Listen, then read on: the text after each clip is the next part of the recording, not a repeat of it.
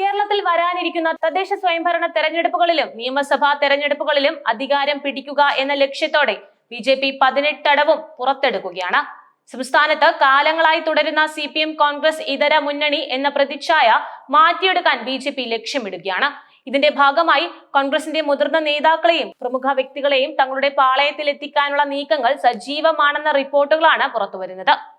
ഈ തന്ത്രങ്ങളിൽ ഏറ്റവും പ്രധാനപ്പെട്ടത് കോൺഗ്രസ് പ്രവർത്തക സമിതി അംഗവും തിരുവനന്തപുരം MP-യുമായ ശശി തരൂരിനെ കേന്ദ്രീകരിച്ചുള്ള നീക്കങ്ങളും മുൻ പ്രതിരോധ മന്ത്രി AK ആന്റണിയുടെ മകൻ അനിൽ ആന്റണിക്ക് കേന്ദ്രമന്ത്രിസഭയിൽ സ്ഥാനം നൽകാനുള്ള നീക്കവുമാണ്. BJPക്ക് കേരളത്തിൽ ഒരു ശക്തമായ അടിത്തറ കെട്ടിപ്പടുക്കാൻ കഴിയാത്തതിന് പല കാരണങ്ങളുമുണ്ട്. എന്നാൽ ശശി തരൂരിനെ പോലെ ഒരു വ്യക്തിയെ പാളയത്തിൽ എത്തിക്കാൻ കഴിഞ്ഞാൽ അത് വലിയ രാഷ്ട്രീയ മാറ്റങ്ങൾക്ക് വഴിവെക്കുമെന്നാണ് BJP കണക്കുകൂട്ടുന്നത്. ഇതിന് പിന്നിൽ കൃത്യമായ ചില തന്ത്രങ്ങൾ ഉണ്ടെന്നാണ് രാഷ്ട്രീയ നിരീക്ഷകർ അടക്കം വിലയിരുത്തുന്നത്. മോദി സർക്കാരിന്റെ വിദേശകാര്യ സംഘത്തിന്റെ തലവനായി ശശി തരൂരിനെ ഉൾപ്പെടുത്തിയതിനെ ഓപ്പറേഷൻ സിന്ദൂർ എന്ന് വിശേഷിപ്പിക്കുന്നുണ്ട്. ഈ നീക്കം ശശി തരൂരിനെ BJPയിലേക്ക് അടുപ്പിക്കുന്നതിനുള്ള ആദ്യ പടിയായിട്ടാണ് വിലയിരുത്തപ്പെടുന്നത്. ഔദ്യോഗിക പദവികൾ നൽകി കോൺഗ്രസ് നേതാക്കളെ സ്വാധീനിക്കാനുള്ള ശ്രമം BJP നേരത്തെയും നടത്തിയിട്ടുണ്ട്. തരൂരിന്റെ ഈ നിയമനം അത്തരത്തിലുള്ള ഒരു നീക്കമായിട്ടാണ് കാണുന്നത്. തരൂരിന്റെ സമീപകാല നിലപാടുകൾ നമുക്ക് നോക്കാം. മോദി സർക്കാരിന്റെ നടപടികളെ പലപ്പോഴും ശശി തരൂർ അകമഴിഞ്ഞ് ന്യായീകരിക്കുന്നുണ്ട്. കോൺഗ്രസ് പാർട്ടി ശക്തമായി എതിർക്കുന്ന പല വിഷയങ്ങളിലും തരൂർ കേന്ദ്ര സർക്കാരിന് അനുകൂലമായ നിലപാടുകൾ സ്വീകരിച്ചത് പാർട്ടിക്കകത്തും പുറത്തും ചർച്ചയായിരുന്നു. ഇത് BJPയിലേക്ക് തരൂരിനെ ആകർഷിക്കുന്നതിന്റെ സൂചനയായി പലരും വിലയിരുത്തി.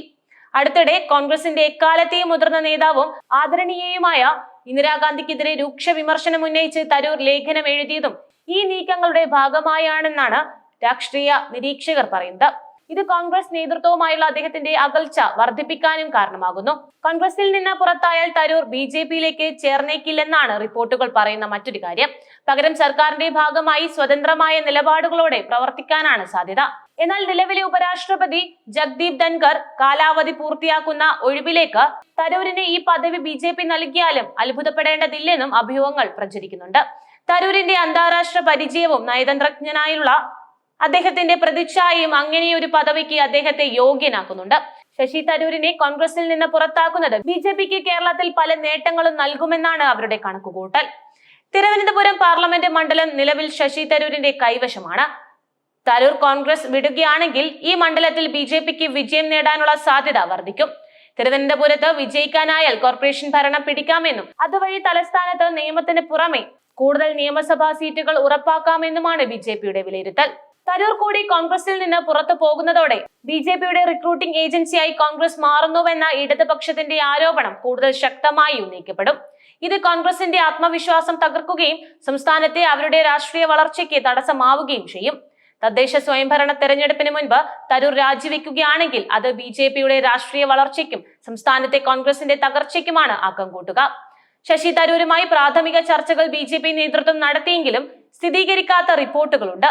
മണ്ഡലത്തിലെ പ്രമുഖ വ്യക്തികളുമായും ബിസിനസ് രംഗത്തെ പ്രമുഖരുമായും നല്ല ബന്ധം സ്ഥാപിക്കാൻ തരൂരിന് കഴിഞ്ഞിട്ടുണ്ടെന്നതും BJPക്ക് അനുകൂലമായ ഘടകമാണ്. ശശി തരൂരിനെ കൂടാതെ മുൻ പ്രതിരോധ മന്ത്രി AK ആന്റണിയുടെ മകൻ അനിൽ ആന്റണിക്ക് കേന്ദ്രമന്ത്രിസഭയിൽ സ്ഥാനം നൽകാനും BJPക്ക് നീക്കങ്ങളുണ്ടെന്നാണ് സൂചനകൾ.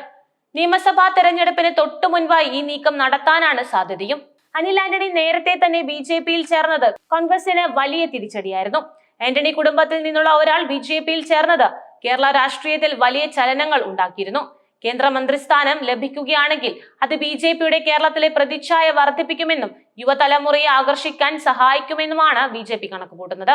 കേരളത്തിൽ താമര വിരിയിക്കുക എന്ന ലക്ഷ്യത്തോടെ BJP നടത്തുന്ന ഈ രാഷ്ട്രീയ നീക്കങ്ങൾ സംസ്ഥാന രാഷ്ട്രീയത്തിൽ വലിയ ചലനങ്ങൾ സൃഷ്ടിക്കുമെന്നുറപ്പാണ്. ശശി തരൂരിനെയും അനിൽ ആന്റണിയെയും പോലുള്ള പ്രമുഖരെ കൂടി നിലനിർത്താനുള്ള ശ്രമങ്ങൾ കോൺഗ്രസിന് വലിയ വെല്ലുവിളിയാകും. അതേസമയം CPMനെതിരെ കേന്ദ്ര ഏജൻസികളെ ഉപയോഗിച്ചിട്ടുള്ള സമ്മർദ്ദ തന്ത്രങ്ങളും BJP പയറ്റാൻ സാധ്യതയുണ്ട്. വരുന്ന തിരഞ്ഞെടുപ്പുകളിൽ ഈ തന്ത്രങ്ങൾ എത്രത്തോളം ഫലവത്താകുമെന്നും കേരള രാഷ്ട്രീയം എങ്ങനെ മാറുമെന്നതും ഉറ്റുനോക്കേണ്ട കാര്യമാണ്.